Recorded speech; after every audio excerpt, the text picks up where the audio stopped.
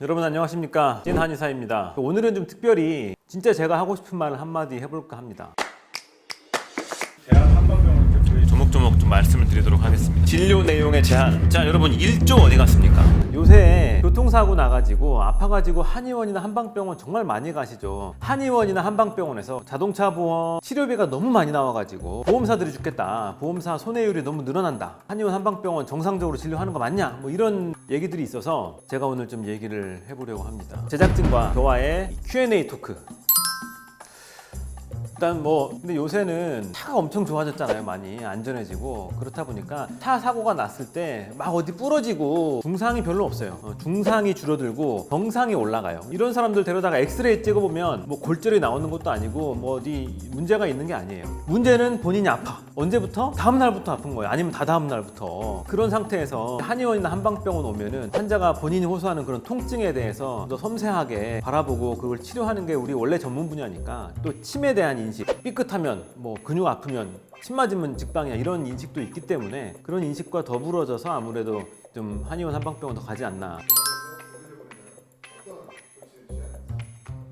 통증이라는 것은요, 눈에 보이지가 않아요. 통증은 주관적인 문제입니다. 그렇기 때문에 환자가 아프다고 얘기하는 것에 대해서 우리가 치료를 하는 거고요. 통증 자체는 어쨌든 본인 진술이에요. 완전히 객관화시키기에는 우리가 있는 것은 사실입니다. 근데요, 잘 보세요. 만약에 내가 나이롱 환자인데, 나이롱 환자라면 뭔가 이득이 있어야 되잖아요. 한의원 한방병원 가면은 약침 맞고 해요. 피부를 찔러대는 거예요. 주사처럼 한 번 찌르고 마는 게 아니라, 내가 만약에 진짜로 아픈 데가 없는데 괜히 내 몸에다가 찔러댈 사람이 누가 있겠어요. 그냥 입원해가지고 나 아무 치료도 안 받을래요, 여기서 좀 쉴래요. 근데 그런 환자는 한방병원이나 한의원에서 안 받습니다.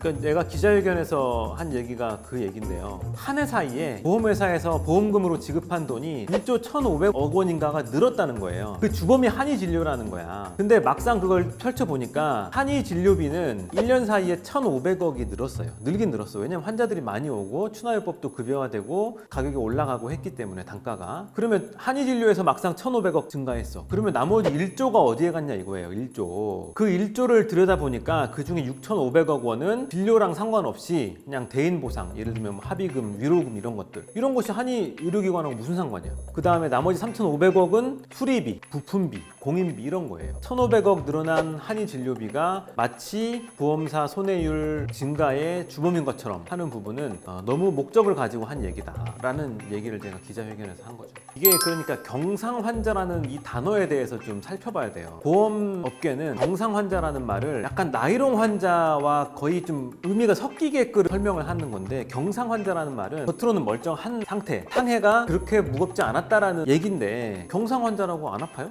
경상 환자가 다 아픈 거예요. 겉으로는 멀쩡한데 본인이 아픈 거야. 경상 환자가 안 아픈 사람을 표현하는 말이 될 수가 없다.